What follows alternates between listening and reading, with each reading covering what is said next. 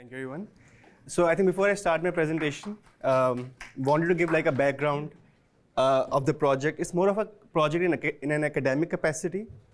So initially what we were implementing was taking speech, and from speech going to text, and then fitting a LLM there, right? And there are like lots of use cases there. You could be transcribing, summarizing meetings, and all of that. So what we realized that speech has lots of other nuances. So human communication is not just about words. There are like all the other non-speech related events. So you could have laughter, you could have whisper, you could have like ums and ahs, and all of those are useful things to know. So, and most of your transcription models, they're thinking of producing words. Those are skipping all those other non-speech related events. So with that use case in mind, we realized that that we need to have some models there, and then think of all the other potential use cases where you are not just transcribing audio, but you're also identifying all the other non-speech related events. So I will start with the agenda. So we'll introduce transfer learning. I will briefly touch on different types of transfer learning, and then we'll present our case study, which was more focused towards laughter detection from audio, and then we'll talk about the challenges and the key takeaways there. So if I think of classical machine learning or classical supervised machine learning, whenever I have a problem to solve, the first step is to train a model from scratch. And in order to do that, I have to collect a large amount of labeled data, select a suitable algorithm, and then train that model end to end. So this tends to work in cases where you have a huge amount of data. But think of let's think of a scenario that I want to predict, or I want to classify dog breeds.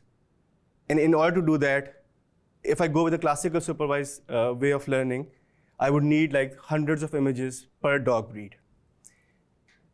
While if I go into the world of transfer learning, the approach is entirely different. Here what we do is we start with a pre-trained model.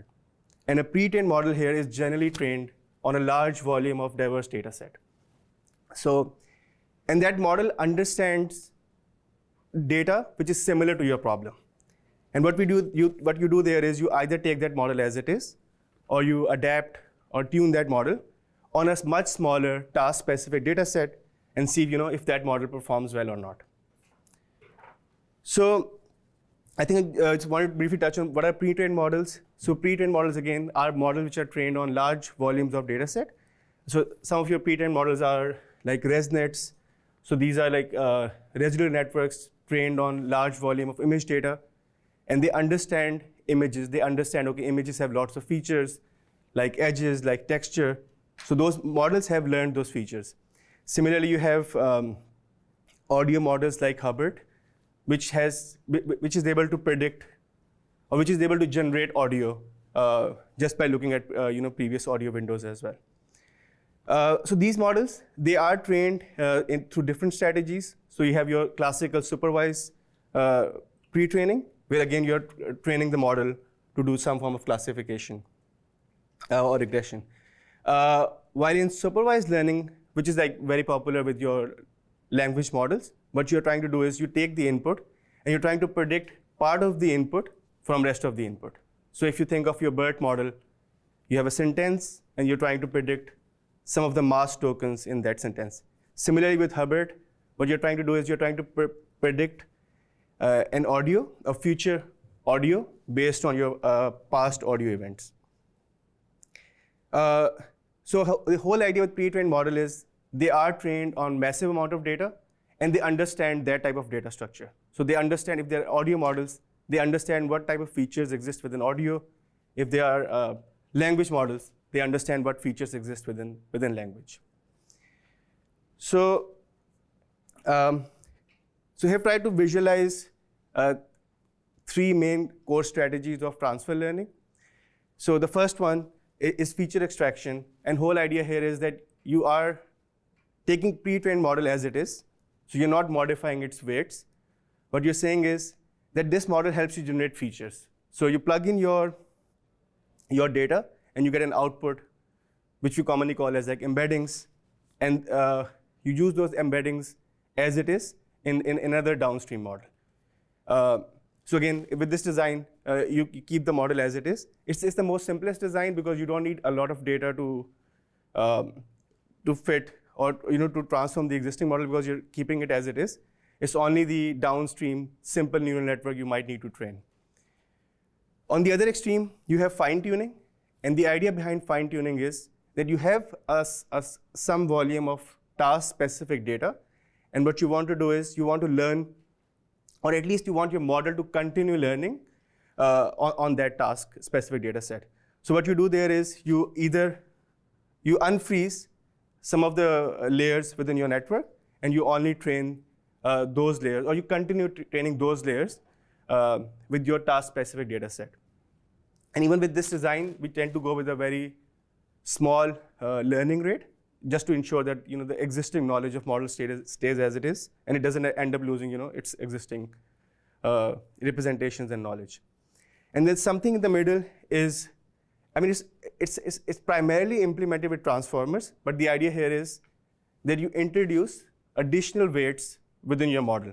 So you're not modifying the underlying model architecture, but you introduce additional weights, so likes of your low rank model adaptation, and you learn those weights. So this is primarily used in use cases where your task is similar to the task the model was trained on, but your distribution is different. So think of a scenario where your model has been trained on very clean audio, but your audio is very noisy. So you want your model, and you're ending up doing a similar task, but then you want the model to learn some features relevant to a noisy audio. Or something similar would be that the model has been trained on news articles, and then I want to use that model for, say, tweets. In that case, I will go with the adaptive strategy as well. So these are some of the core strategies used in transfer learning. So I'll now move on to our case study. So in our case study, what we wanted to do was identify instances of laughter in the audio.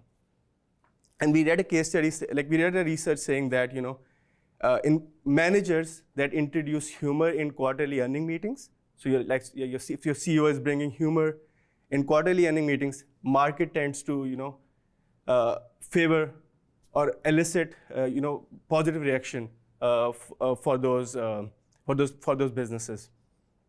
So what we wanted to do here was take audio and identify instances of laughter, and then further study if we see some correlation between laughter and better market performance. So one challenge which we initially found was that there are very few professional recordings where you will see a lot of laughter happening. So there's a class imbalance problem, and then a background noise, interference, and overlapping speech varies from recording to recording. So first thing we did was we built our own small data set. So we went through hundreds of recordings, and here each sample represents a 5-second clip, and then there's a binomial saying that is that sample does that sample have an instance of laughter or not? So on the training front, I have something like 1,500 samples, and test set is almost 400 samples, and you can clearly see that the laughter instances are very rare. So we do have a severe class imbalance. So the first thing we did was we started with some baseline models. What models are out there that can help us identify laughter? So one of the models we initially used is a model by Google called YAMNet. So it's trained on audio set data set. It does a classification for laughter and all the other non-speech related events. So we took that model as it is, and we saw that for our test set, the model performance is really, really poor. So as you can see, precision is less than 15%, and recall is almost at 30%. Then we took another model which was again specifically trained for laughter detection. So it's a model inspired by this publication called Robust Laughter Detection in Noisy Environments. So it's a ResNet-based architecture. Again, it's specifically designed to identify laughter in noisy environments. But even for our case, we do see precision and recall better than the last model, but still pretty low. So now, what we ended up realizing is that generalizability here is hard. So we do need to build our own architecture, or at least do something with transfer learning. So the first model we opted for is the OpenAI Whisper model. It's a sequence-to-sequence transformer architecture model, and the model is primarily trained for transcription here. So it does multilingual transcription. It doesn't really identify other non-speech related events. So what we did was we took the encoder layer from this model and then plugged in a very simple neural network. So we're also trying to do the basic transfer learning, the first one in my previous slides, the feature extraction one. And we trained this model with just like a sample of 1,500 recordings. And we do see that that model outperforms. The performance is still very low, but it definitely outperforms all the previous models which are trained for this specific task. Similarly, we extended this on the Google YAMNet model as well. Again, took the embeddings from that model, fit a very simple feed-forward neural network, and we do see much better precision and recall. So here's like a summary of results. The first one is the default YAMNet model, and we can clearly see like AUC and all these stats are pretty low.